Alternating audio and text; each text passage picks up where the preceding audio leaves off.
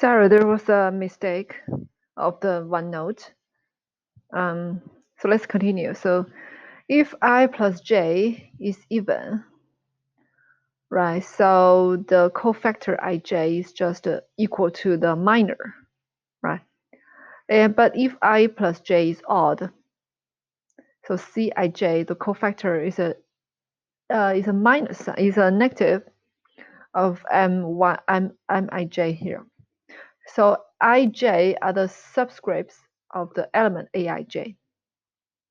So for example, a11 here, the 1 plus 1 is even, right? So 1 is just I here, j is the 1 here. So 1 plus 1 is even.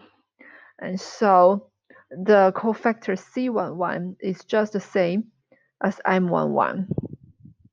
But if 1 plus 2, for example, A12 here, 1 plus 2 is odd. So the cofactor C12 is the minus of negative M12. And because 1 plus 3 is even, so C13 is just the same as M13. So this is just the relationship between cofactor and the minor here. So we can write the determinant of A as this, or the determinant of A is this equation. It's A11 times the minor minus A12 times the minor, because 1 plus 2 is odd. The plus A13 times the minor. So here in this equation, the determinant of A is A11 times its minor minus A12 times its minor plus A13 times its minor, right? And the relationship between minor and the cofactor is just the sign before the minor. So that's the only difference between them. Okay, and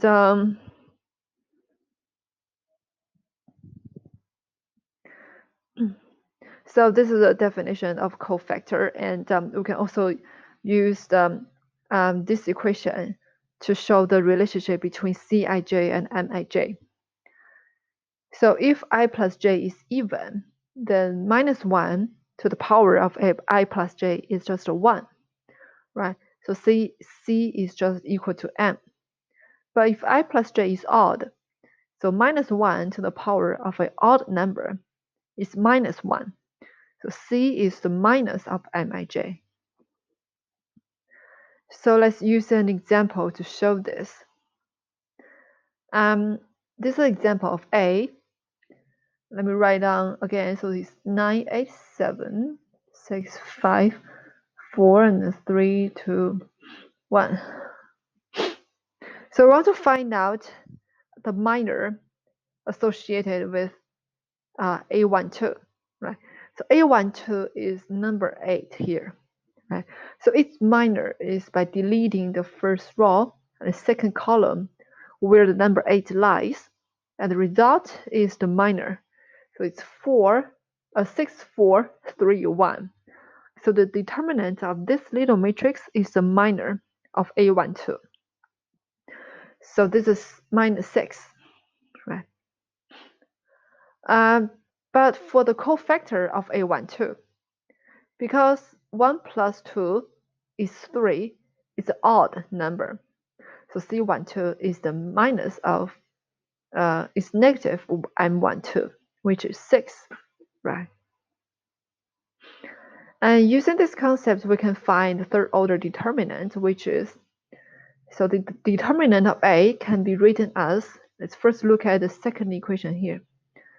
It can be written as A11 times its cofactor plus A12 times its cofactor plus A13 times its cofactor, right? And so we can write the summation as A1j times the cofactor Cij. J is from 1 to 3. So if you write the determinant in the minor form, it should be A11 times minor minus A12 times its minor, right? Because 1 plus 2 is odd. So we need to add a minus sign before that. And the plus A13 times its minor. So we can use either way to find out the determinant of A. But usually what we do is to first choose a column or row to expand. So in this equation, we use the first row to expand, right? A11, A12, A13. And then we calculate the determinant of the minor. So we calculate the minor of the associated elements. And then we determine the sign before the minor. And then we find out the determinant of A. Okay. So we can have the same results if the determinant expanded from any row or any column. So in the example above, we use the first row to find out the minor, right? So we expand the matrix using the first row. But we can also find using other kinds of rows or columns. So for example, we want to find out the determinant of this matrix. So first we can expand by the first row. So that is 5. The first row is here, right? So it should be 5 times its minor. The minus 6 times its minor. There's a minus sign here because 6 is A12, right? A plus 2 is odd. So we have to add a minus sign before its minor. And the plus 1 times its minor. And then we know how to find out the determinant of a 2 by 2 matrix. And to find the answer is minus 27. But we can also expand by the first column. So we can expand by 5 to 7, the first column here. So that should be 5 times minor minus 2 times minor. This minus because 2 is an 8 to 1, right? Again, 2 plus 1 is 3, is odd. So here's a minus sign before the minor, 8 to 1. And then plus 7 times is minor. So this is a plus sign because 7 is A31. So 3 plus 1 is 4. It's even. So there's a plus sign here. So we can find that the result is still minus 27. So you can expand the matrix in either way, but the result is the same. So the easiest way that we can do to find the determinant is to use the row or column with the maximum number of zeros, right? Because 0 times anything is 0. So we can get rid of the terms with 0. So for example, in this example here, the easiest way for us to find the determinant is to expand the matrix by the third column by 1, 0, 0 here. So it's the easiest way, right? Because we have 2 zeros. So if we expand by the third column, it should be 1, right, times its minor, which is 2, 3, 7, minus 3. So it's a positive sign because number 1 is A13, right? So it's even. So there's a positive sign here. And then there are 2 zeros in the following, so we can get rid of the terms because 0 times anything is 0. So the determinant of A is just the minor of this matrix. So it's minus 27. So it's the easiest way to find the determinant of A. Right.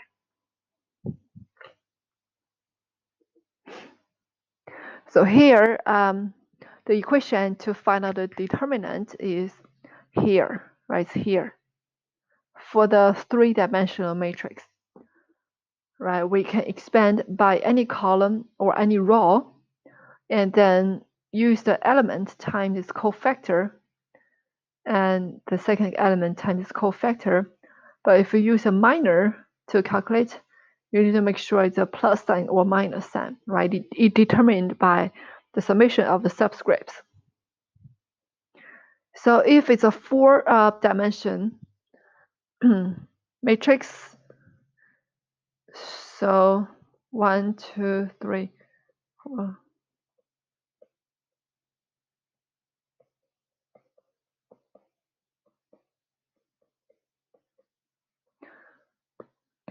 right? So everything the same. If you want to find out the matrix determinant of this matrix, again, you expand, let's say the first row, okay?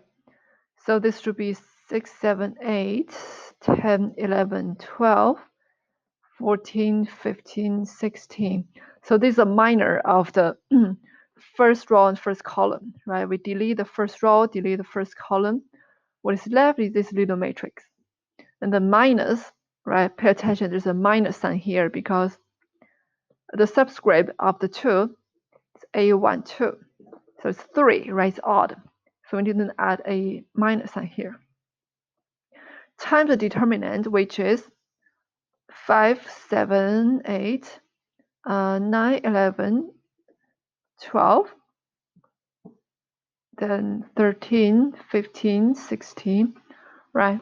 And then plus 3 times is minor, and then minus 4 times is minor, right? I'm not going to write everything out. So this is how we calculate the 4x4 determinant of a 4x4 matrix.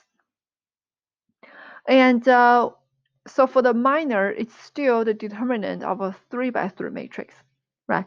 So we can use this equation, this equation here to calculate 3x3 matrix, right? So again, we can expand this matrix using the first row, for example, and until we get a 2x2 matrix, right? Until we get the summation of the list of the 2x2 matrix. And then we can use the basic formula to find out the determinant. So the idea for the nth order determinant is to write everything out to get an n by 1 matrix, n minus 1 order matrix. Like this is a 4th order matrix, and then we can expand this to get 4 3x3 matrix. But we still don't know the determinant yet, because we need to expand the 3x3 matrix